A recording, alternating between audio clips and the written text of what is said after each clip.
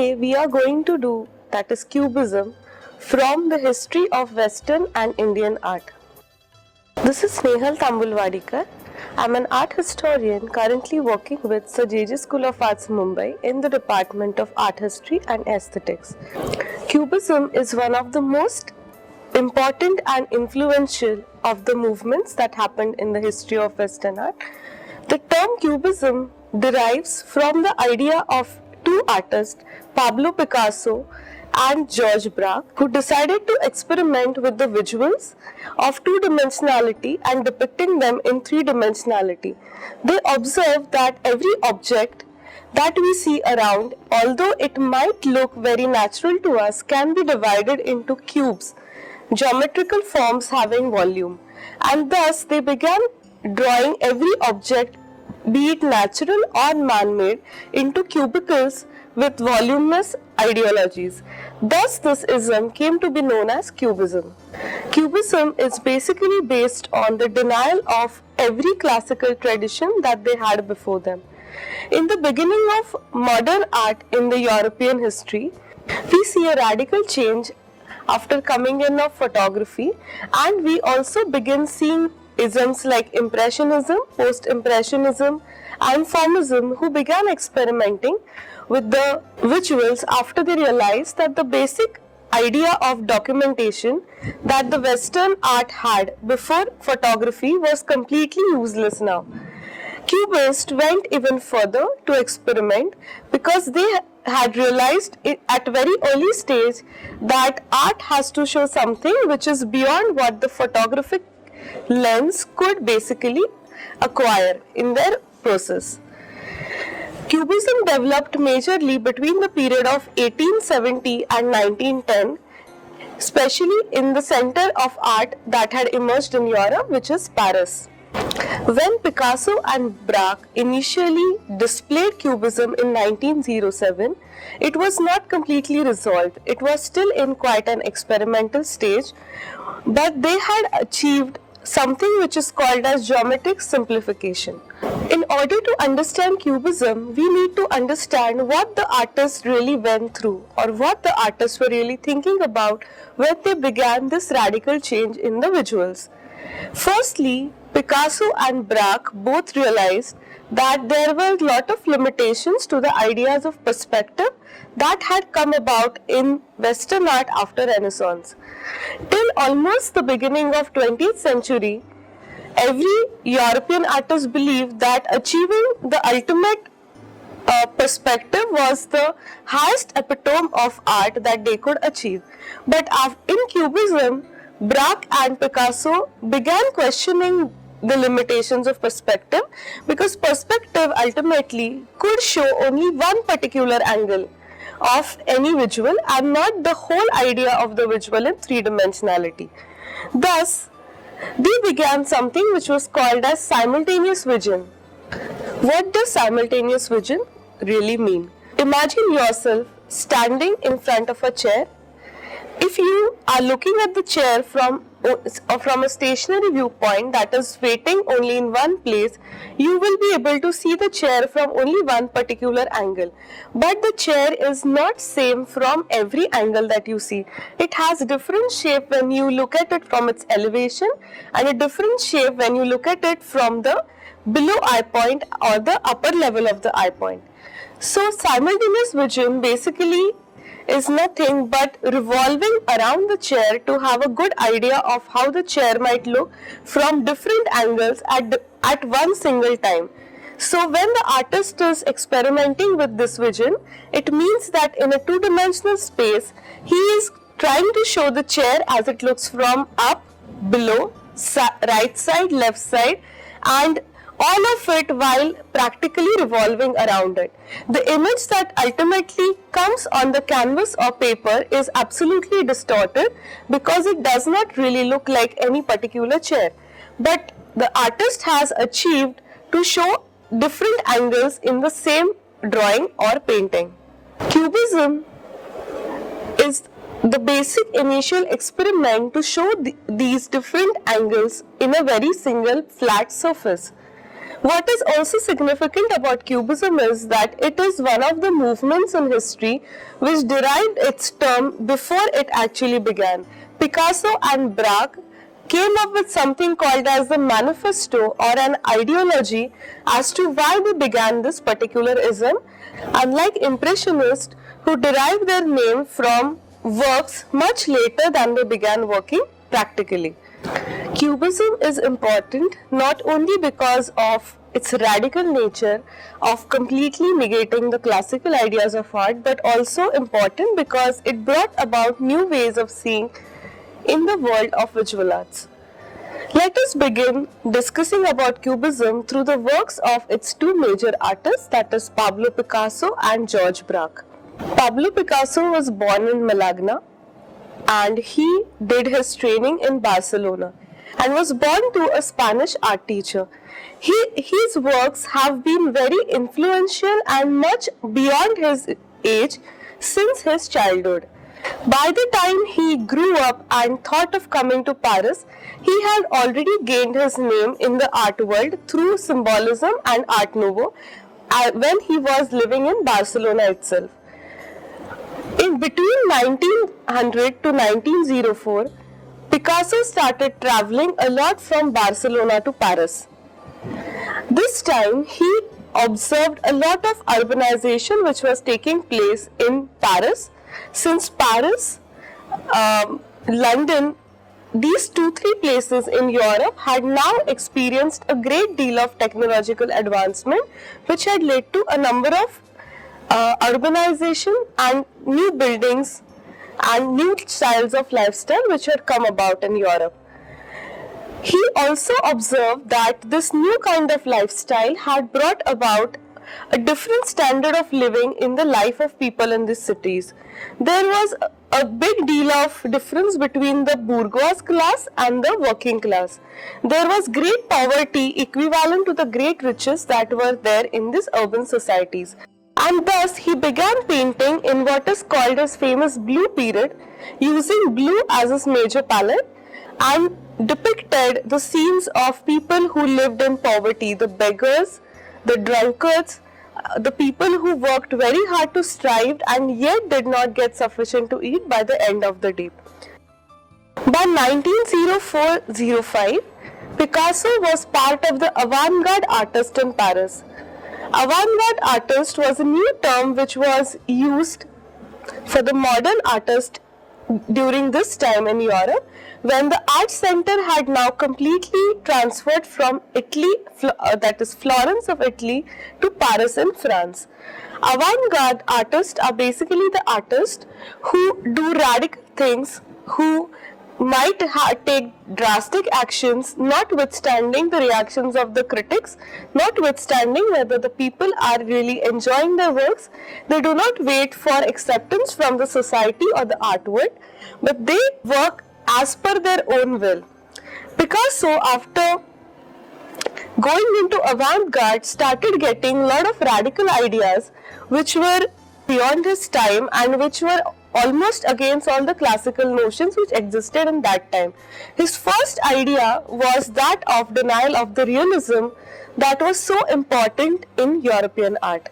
Thus, he began alienating from painting in those realistic styles which he had been using before he came to Paris. At the same time, he was extremely proud of his Spanish culture and he was completely aware of where he had come from and wanted to continue it in his life all the time. He also got interested into Iberian prehistoric art in this particular period, as also into African art.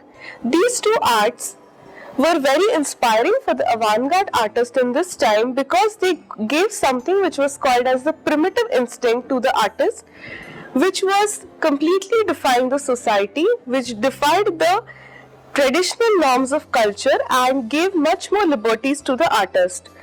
Inspired from the African mask, which were very much different from the realistic European art that happened during this period, Picasso painted the first, most radical and the cubist painting, Les Demoiselles d'Avignon, that is Ladies of the Avignon, in 1907.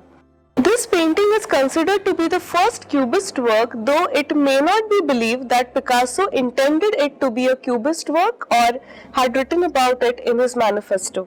The Demoiselle d'Avignon, which is the red light or not very cultured area around France. In this painting, he has painted three women which are basically prostitutes, and one nude which sits below next to a basket of fruits. It is very evident from the faces of these standing women that he has taken direct influence from the African mask. The fruit basket that you find below in the painting represents desire or lust, and the nude which is sitting next to it represents the calling of desire or the attractions that human beings cannot really get away from. The gesture of the female that sits beside the fruit basket represents raw female sexuality or the raw instinct of any human being. The painting is basically very disturbing. Disturbing not just because it is distorted, as you can see in the work. Female bodies are distorted to quite an extent when their heads, the torso and the legs are not really synchronized with the normal ideas of perspective. But it is disturbing because of the application of brush, because of its size. It is almost 8 feet high, and also because of the way the nudes are staring at you. The African mask, which basically were pretty grotesque to the European eye anyways, made the woman look very drastic, made the woman look very grotesque, and made them look very harsh too. Picasso in this work wanted to break free the ideas of beauty that were there in the European art. He completely changed the idea of painting nude after this work. This work was so shocking that not only the common people and the critics, but the fellow artists of Picasso also found it very disturbing. Lot of artists like Matisse and others made fun of Picasso for ridiculing the modern art. They thought that Picasso was making a critique of the modernism and thus painted something which was so abstracted and so difficult to understand, that George Braque at the same time was extremely moved by looking at Demoiselle d'Avignon. Braque had begun following Paul Cézanne just before he saw these works. Cézanne is considered to be the initial influence or initial inspiration for Cubism. Cézanne, who basically falls in the period of post-impressionism, began working on the idea of dividing every visual into basic geometric planes. He basically wanted to simplify the visuals such that they were left with general understanding of the surroundings around us, which were essentially coming out of geometric forms. Braque, who had already been inspired by Cézanne, found Demoiselle d'Avignon very interesting and began following Picasso to quite a bit of extent. Born in Le Havre in France, Georges Braque settled down in Paris around 1900 and began following the footsteps of Picasso in experimenting with simultaneous vision and cubistic ideologies. Initially, when he had moved to Paris, he was working in the Fauvist palette and he painted brilliant, colorful landscapes. By the end of 1907, Georges Braque was completely aligned with the ideas of Cubism and he painted one of his earliest Cubist works called as the Grand Nude or the Grand Nude, which he exhibited with Picasso in Salon des Indépendants in 1908. 1908 and 9, Braque also painted two important still lifes of Cubism, which were Violin and the Palette. Picasso and Braque now began working together, and they not only visually broke the structure of the objects, but they also rearranged the components to quite an extent, because they had realized that even though an apple might not be exactly spherical, it derives out of a sphere, a pier derives out of a triangle or a pyramid, and thus they began breaking down, simplifying the objects to such an extent that they visually look abstracted. Before we further go down to looking more into Cubist ideologies, we need to understand the difference between what is visually abstract and what is conceptually abstract. Cubism, although might look visually distorted and abstract, does not really mean to abstract or go towards non-visuals as abstract expressionists might have done. Cubism basically is just experimenting with its concepts of simplifying the object, and the artists are not really concerned about how people might perceive them. This might be the most initial movements in the history of Western art where artists hardly bothered about how spectators might be looking at their works, but more interested in how they themselves wanted to solve the problems that they faced in their minds. Cubism is divided into two main parts. The first is called as the analytical cubism and the second is called as synthetic cubism. Picasso's early cubism is called as analytical, where they are trying to analyze the objects that they see in front of them and trying to understand the geometries that they are formed from. Analytical cubism began in the middle of the 1910 decade and continued till 1912. From 1912 to 1915, Picasso and Braque majorly worked in synthetic cubism. Let us have a look at what these really mean. In analytical cubism, Picasso and Braque tried to blend volumes of the objects that they saw and began flattening their surfaces. So an object which was to be drawn three-dimensionality to show its volume was completely flattened into a basic square or a triangle or any other geometric form that was available, and they were rendered on top of each other so as to look like a 2D that today's students do in their first years. They also began using very basic primary colors and major tones of grays to show that they were delineating or going away from the classical ideas. They almost denied the usage of tertiary colors like Indian red or flesh tint or mauve, purple, which were colors considered to be derived in the modern impressionist ideologies. Synthetic cubism is almost opposite to analytical cubism in this aspect, because here Picasso and Braque not only blend the volumes and flatten the objects, but they create simplified abstract forms of these objects and try to represent them in a new mode. It is almost like taking a cube or taking a fruit, cutting it out and trying to repaste it in a new way, or trying to make a new form out of the old existing form.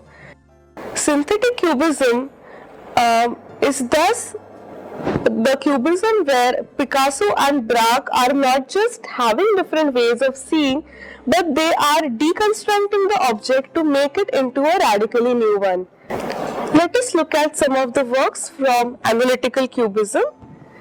In 1910, Picasso painted a work called as Portrait of Ambus Vollard.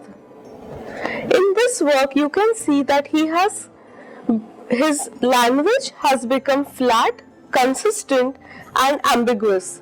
Here Picasso has divided the human figure into basic geometric forms such that the eyes, nose, lips, the dress of the figure has become a jinx of lines and squares and triangles. The different patterns that you see on the dress as it falls down when you sit is not shown with shade light, but rather shown with basic contour outlines of the dress, which makes it look unlike a textile and it becomes a flat 2D surface.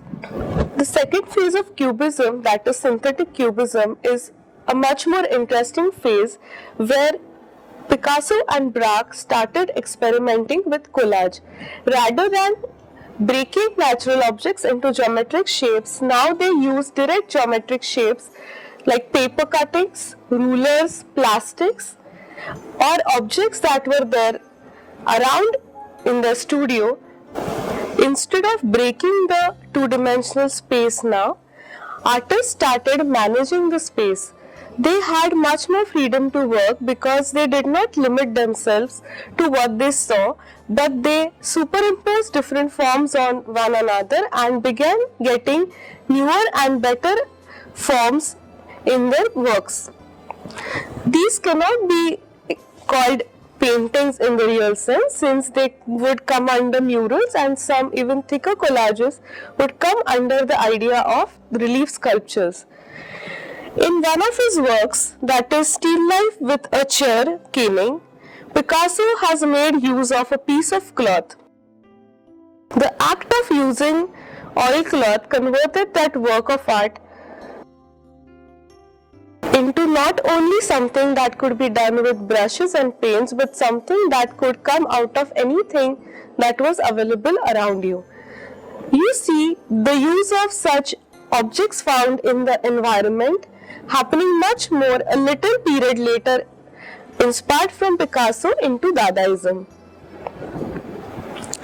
In the same time, Picasso also began using objects like glue, scissors, rulers, plastic containers that were available in his studio. You see some of these very interesting radical paintings done by Braque too, where he has used the carton covers of the objects that he bought from the market.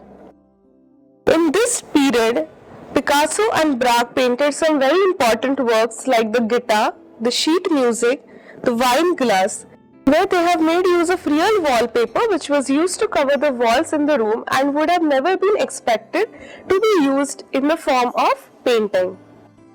In his work called Guitar, Picasso used positive space for the sound hole of guitar by pasting a circle of paper and made a cubist drawing for the wine glass. These experiments with the usage of material open new vistas for visual arts in this particular time. Unlike analytical cubism, synthetic cubism offered the artist much more freedom in creativity because the work was no more limited to what was assumed to be fine art or higher art. Anything could be art from henceforth. We see a very interesting work from synthetic cubism, that is Braque's clarinet, which he painted in 1913, where again he has shown three-dimensional ideas of an object and the shadow that it casts, both in a very, very simplified manner. Synthetic cubism was very inspiring for artists who were contemporary to Picasso and Braque, and we see a young artist called Jules Gris who was quite inspired and began following Picasso and Braque in the period of 1911 to 1920s. Jules Gris was initially quite inspired by the works of Cézanne like Braque had been, and he began painting into Cubism with his first work, that is Homage to Picasso, which he presented in Salon in 1912. Unlike Picasso and Braque, Jules Gris was actually inspired not by the idea of simultaneous vision, but more inspired by the consistency of basic geometrical forms in which a three-dimensional object could be simplified into. Jules Gris's works do not really show thus the spectator or the artist revolving around the object, but he observes everything that is around him from a single consistent viewpoint. He falls under Cubism because from Cubism he has taken the simplifications of looking at three-dimensional objects which would ideally be quite difficult to place in a flat surface. In his works, he keenly observed and adopted the techniques of collage and synthetic cubism with increasing abstract quality. This is very evident in one of his works called The Breakfast, where he has used geometric fragmentation, lettering and a mixture of drawing styles. He describes his method by saying that I begin by organizing my picture, then I define the object. It is not a particular picture X which manages to correspond with my subject, but subject X which manages to correspond to my picture. Grieg continued in rigor to paint in the Cubist style almost until the war, when he died in 1927. The painting style called Cubism, which was initiated by Braque and Picasso, was carried by the artists of Paris all over Europe, Russia and the United States of America. They tried to redefine Cubism in their own ways and extended its boundaries. Although Braque continued to work in Cubist style, Picasso, who was one of the most eclectic painters from modern period, moved beyond Cubism and began painting in newer styles. After Picasso and Braque, we see Cubism influencing a very large part of Europe and leading to many newer and interesting isms that we need to look forward to. In 1912, Jean Metzinger and Albert Glees wrote the manifesto and the first published book on Cubism, which is called as Du Cubisme. Further, we have artists like Ferdinand Leger, Marcel Duchamp and his brother Raymond Duchamp, who both got interested into Cubist ideas and began individually experimenting on how else we could experiment with the geometric simplifications and the simultaneous vision. Raymond Duchamp especially worked in sculpture and tried to recreate Cubist ideologies in sculptural methodologies. Marcel Duchamp, who is again one of the most controversial artists of modern times, began his early career in Cubist style and painted one of his most famous works, which is called as the Nude Descending the Staircase. Cubism proved to be very influential also for artist Piet Mondrian, who worked much later but wanted to go towards geometric simplifications. He took his initial ideologies from the manifestos of Picasso and Braque and went to produce his own style, which is very well known today, where he paints the whole cities or houses or even the larger areas into grids which are outlined in black and painted in the primary colors of red, blue and yellow. The futurists from Italy also found the potential of Cubism to represent objects that could go around in speed. Futurists who were basically concerned with machineries and taking away emotions from visual arts found Cubism to be very interesting for their work, since Cubist artists themselves were completely experimenting with only the formal aspects of the art, taking away every emotional aesthetic quotient from their works. Futurists thus began adopting their methods to show speed in their works. Suprematism, constructivism, de-Stijl from Dutch, which also were interested in abstraction and reconstruction of the same object, also took great influences from Cubism. In 1910, Picasso himself had begun experimenting with sculpture in Cubism, but achieved it in 1914 when he did a work called as the Glass of Absinthe. Raymond Duchamp too worked alongside Picasso, where in 1912 he did a very important Cubist sculpture called as the Walking Woman. This sculpture had rhythm, convex curves and abstract quality simultaneously. Inspired by African and Egyptian art, he experimented with figural construction out of glass, wood, metal sheets and so on. To summarize the idea of Cubism, we need to understand that Cubism was essentially a search for new syntax, new formal possibilities that could be achieved. Very grotesque to look at and not really made to please the eye or for enjoyment of the spectator, Cubism led to great many ideologies which developed in the later period and gave artists as well as spectators newer and interesting ways to look at the world around them. In a way, we could say that Cubism never ceased to exist and Cubism did not have particular consistencies. Cubist artists essentially gave the world better and newer ways of seeing.